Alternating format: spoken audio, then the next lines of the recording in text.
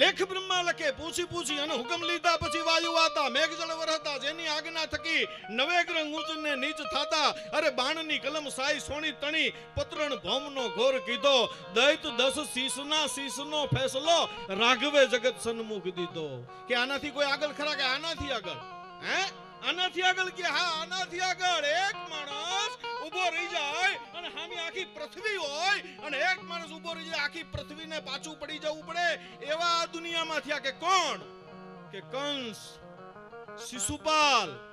કૌરવ અને યાદવો અરે ભીષ્મ અને દ્રોણ તો જમરાજ જેવા સાહેબ આ તો 20 રંબા આવ્યો છું બાકી મહાભારતની અંદર જે ભીષ્મ આવ્યો તો બાપ મહાભારતની અંદર ગુરુ દ્રોણ આવ્યો હતા સાહેબ મહાભારતની અંદર જે 2 દી કર્ણ આવ્યા હતા 18 દીનું યુદ્ધ થયું ને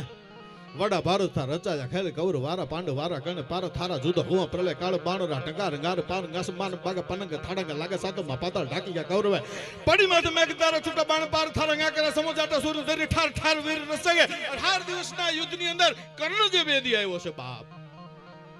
10 દી ભીષ્મ આવ્યા છે સાહેબ 5 દી ગુરુ દ્રોણ આવ્યો શું વાતું કરું કંસ શિશુપાલ કૌરવ અને યાદવો ભીષ્મ અને દ્રોણ તો જમરાજ જેવા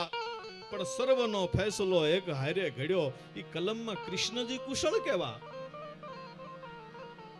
અને હિમગીરી ભીત પર જે લખ્યો ફેસલો ઈ વન જતા પાંડવે સિરે ધર્યો પાછા પ્રાચીના પીપળે ભીલનો બાણનો ફેસલો જગતના નાથે શીખાયો છે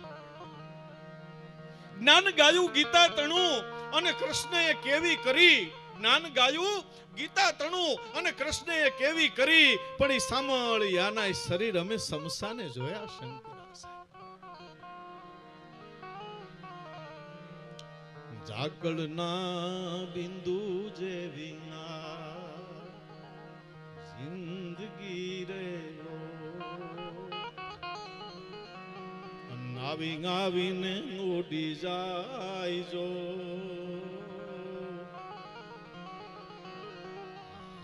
કાયમ રહેવાનું નથી કોઈને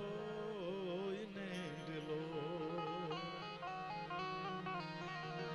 દેવ દાનવ માનવ મરી ગયા રેલો આજ ખાલી પડ્યા એના ખંડેર જો કાયમ રહેવાનું નથી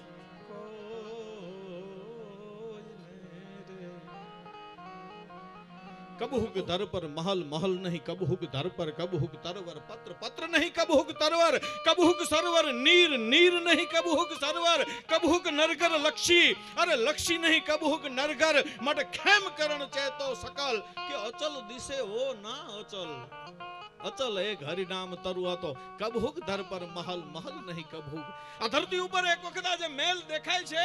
ई कदाच 50 વર્ષ 100 વર્ષ 200 વર્ષ 1000 વર્ષ પછી કદાચ ખંડેર થઈ ગયા છે कबहुक दर पर महल महल नहीं कबहुक दरवर कबहुक तरवर पत्र पत्र नहीं कब आ जाड़वा ऊपर एक दी પાંદડું નહીં હોય સાહેબ कबहुक सरवर नीर नीर नहीं कबहुक कोगदीक ચોમાહામાં નીકળ્યો તો સર્વર આખું ભરાયેલું હોય ઈની કોગદીક દુકાળમાં નીકળો તો ઈ હુકાઈ ગયું હોય કાવ અને કબહુક નરગર લક્ષી કોગદીક મારા ને તમારા ખીચામાં લાખો રૂપિયા હોય ને કોગદીક નો પણ હોય સાહેબ માટે પિંગલસિંહ બાબુનો એક છંદ મારે કેવો છે एजमाद ना कर मन में मिठिया धन में जोर बदन में जो बन में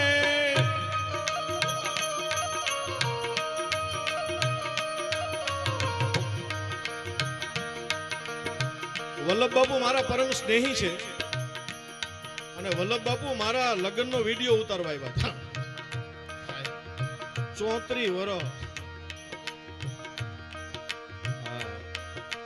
અમે એટલા વર્ષથી સંબંધ સાચવી રાખ્યા છે વલ્લભ બાપુ બેઠા છે અને એના વખાણ કરવાની વાત નથી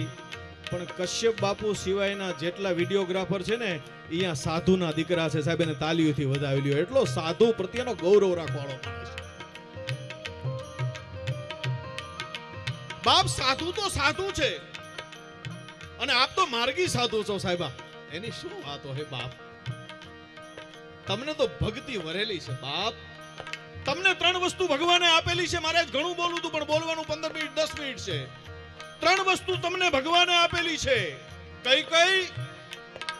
તો તુંબડી, તાવડી અને તંબુરો. આ 3 વસ્તુ ઈશ્વરની આપેલી છે સાહેબ. તમે ભિક્ષા માગી શકો. તમે તાવડી એટલે રોટલો ખવડાવી શકો સાહેબ. તમારા જેવો રોટલો કોઈ ન ખવડાવી શકે. જય માતાજી બેન. અને તમારા જેવું કોઈ ભજન ન કરી શકે સાહેબ. સાધુ જેવું કોઈથી ભજન થાય નહીં બાપુ. કોઈની તાકાત નથી. હો હા, ભજન ગાઈ શકાય, પણ સાધુ જે ભજન કરે ને એવું ભજન કોઈનાથી થાય નહીં સાહેબ. રૂમ બંધ કરી અને સાધુ હાથમાં રામસાગર લઈને બેહી જાય ને એટલે ભગવાનને આવવું પડે અને આવવું પડે. એવા અનેક દાખલા છે સાહેબ. કોકદી કઈશ તમને ઇતિહાસના દાખલા છે સાહેબ. સાધુ ગમે એટલો ક્રૂર હોય, સાધુ ગમે એટલો નાસ્તિક હોય,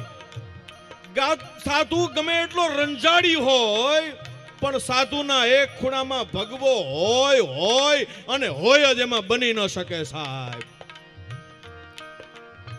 સાધુ જદી ક્રૂરતા, સાધુ જદી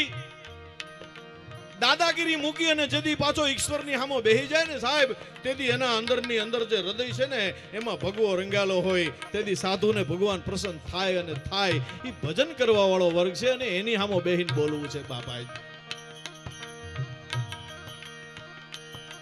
मत ना कर मन में मिथिया धन में जोर बदन में जो बन में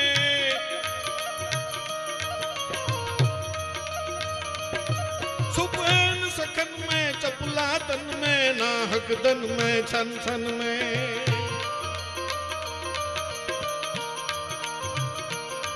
तजवेर वतन में देश धर्म